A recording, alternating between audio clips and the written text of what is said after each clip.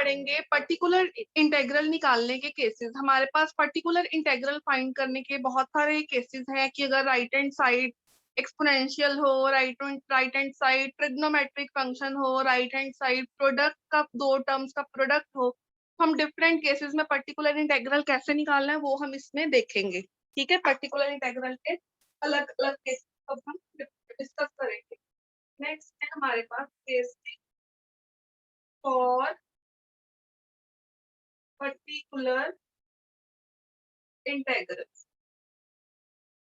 Right hand side को solve करके हमारे पास पर्टिकुलर इंटेग्रल आता है।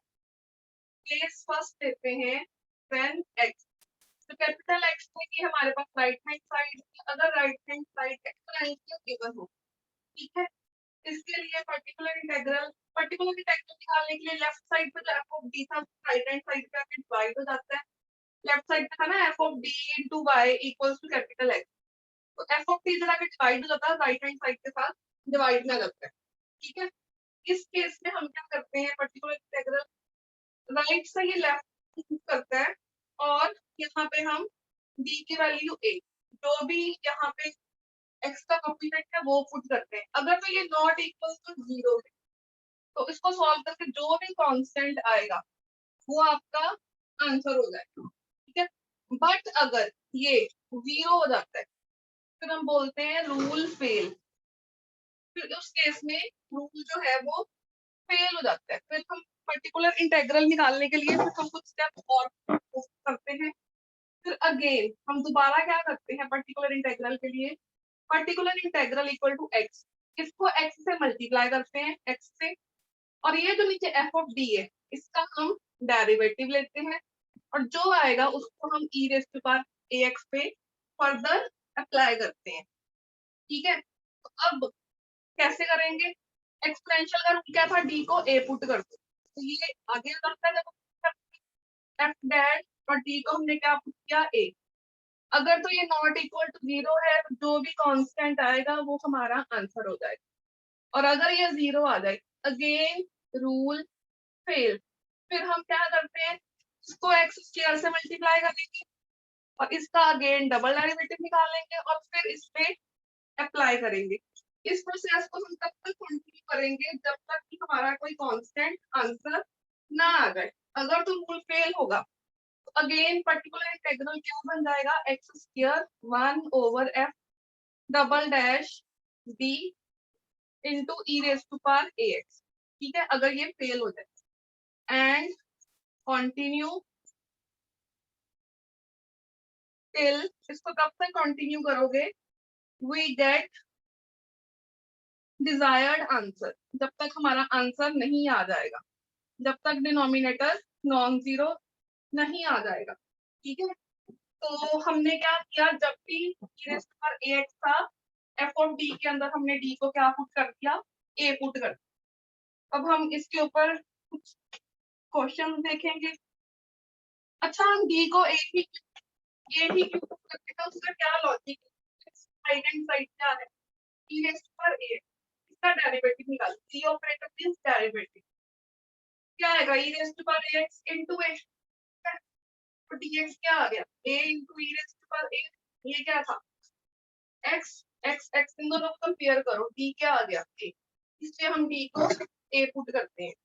एक एग्जांपल देखिए, solve d cube minus 3d square ले लो minus 3d square plus 4y equals to e raise to power 2x। Suppose आपके पास ये एक एग्जांपल है, इसको हमने सॉल्व करना है। इसका सॉल्यूशन देखिए, द गिवन इक्वेशन इज, क्या है given equation, d cube minus 3d square plus 4y equals to e raise to power 2x। ये ऑलरेडी सिंबॉलिक फॉर्म में है, तो ऑक्सिलरी इक्वेशन निकाल लोगे, वो क्या होती है, d क्यूब, इसको 0 कर दोगे, d cube minus 3d square plus 4 equals to 0। ठीक है, तो अब आपको मैं बता चुकी थी यहाँ पे 4 के फैक्टर्स बनाओगे, plus minus 1 plus minus 2 plus minus 4, इनको हम पुट करके d की जगह पे चेक करेंगे d किसके लिए ये 0 बनता है, d को 1 पुट करोगे नहीं सेटिस्फाई हो रहा। Clearly, therefore clearly d equal to -1 is root, check करके देख लो, d इक्वल टू -1 जो है इसकी रूट है। Therefore, अगर क्यूबिक में एक रूट निकला है तो हम क्या करते हैं बाद में सिंथेटिक डिवीजन अप्लाई करते हैं। Therefore, by synthetic डिवीजन अब हम क्या करेंगे, इसकी सिंथेटिक डिवीजन कैसे करेंगे, जो d की रूट है वो हम यहाँ पुट करते हैं, ऑर्डर वाइज लिखते हैं। सबसे पहले हम highest d cube, d square, d और कांस्टेंट, d क्यूब का कोएफिशिएंट 1, d स्क्वायर का -3, d का 0 और कांस्टेंट आ गया हमारे पास 4। ये वाले टर्म पहले ऐसा यहाँ लिखते हैं, नहीं सबसे पहले हम फर्स्ट टर्म को ऐसा नीचे उतार लेते हैं, फर्स्ट टर्म जो है वो ऐसा नीचे लिखते हैं, इनका प्रोडक्ट करते हैं और यहाँ लिखते हैं, क्या आ जाएगा प्रोडक्ट करने में -4, यहाँ पे है -1, इनको प्लस करो, प्लस करके आ गया -4, -4 को इस -1 से मल्टीप्लाई करो 4, इनको प्लस करो 4, इस 4 को इस -1 से मल्टीप्लाई करके यहाँ लिखो -4, यहाँ पे रिमाइंडर ऑलवेज 0 आना चाहिए।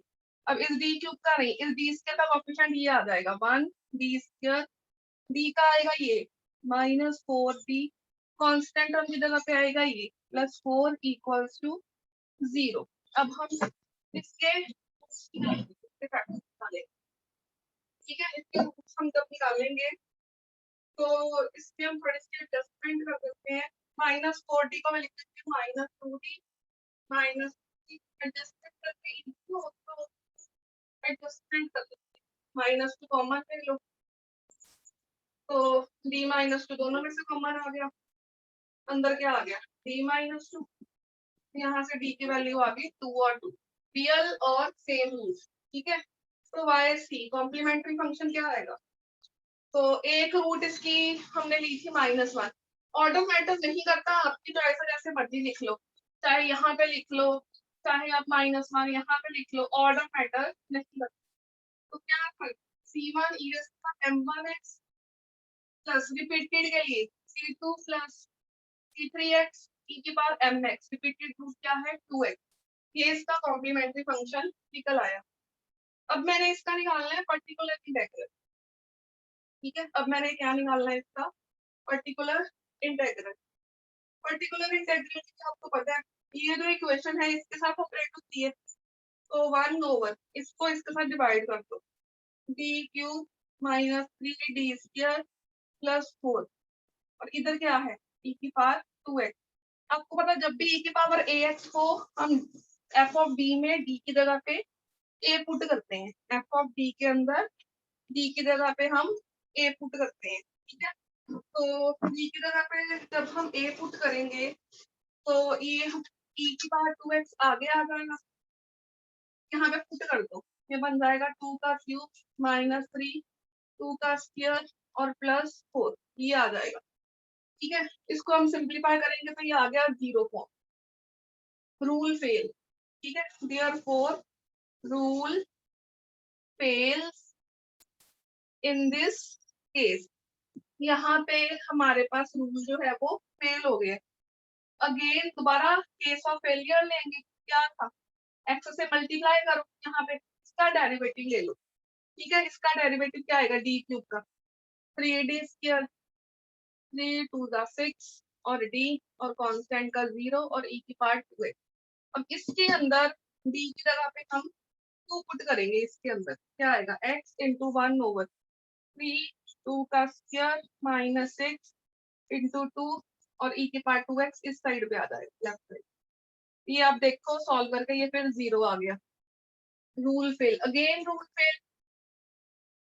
फिर हम क्या करेंगे, यहाँ पे x स्क्वायर करेंगे और इसका डेरिवेटिव लेंगे, अगेन पर्टिकुलर इंटीग्रल क्या आएगा, यहाँ x स्क्वायर आएगा, यहाँ पे इसका डेरिवेटिव लो 3 2 6 6b, इसका -6, साथ में क्या आया e की पावर 2x, ठीक है। d को पुट करेंगे, अगेन हम यहाँ पे d को पुट करके देखेंगे कि हमारा जो आंसर है वो क्या आ रहा है। तो ये बन जाएगा x स्क्वायर 1 ओवर 6 इंटू 2 -6, साथ में एक्सपोनेंशियल टर्म वैसे ही आ जाएगी, ये आ जाएगा एक्स स्क्वायर टी की पावर 2 एक्स, जब हमने मतलब ये आगे आ जाता है, जब हम डी ऑपरेट डी खत्म हो गया तो ऑपरेट नहीं करना होता। नीचे हमारे पास 6 आ रहा है, ठीक है, ये हमारा पर्टिकुलर सॉल्यूशन निकल आया। Complete solution always complementary function plus particular integral होता है, प्लस पर्टिकुलर इंटीग्रल, इसको हम वाई पी भी बोल सकते हैं। ये है मतलब पर्टिकुलर वैल्यू ऑफ वाई, ठीक है। तो कॉम्प्लीमेंट्री फंक्शन की वैल्यू पुट कर दो आप, तो हमने पहले निकाल चुके हैं, साथ में था e की पावर 2 है, और अब प्लस पर्टिकुलर इंटीग्रल जो अभी हमने अभी फाइंड करके हटे हैं। जब आप इनको ऐड करोगे ये आपके पास हमारा टोटल सॉल्यूशन निकल आएगा इस केस, इस वाले एग्जांपल में, ठीक है। इस केस का हमारे पास पर्टिकुलर इंटीग्रल निकल आएगा।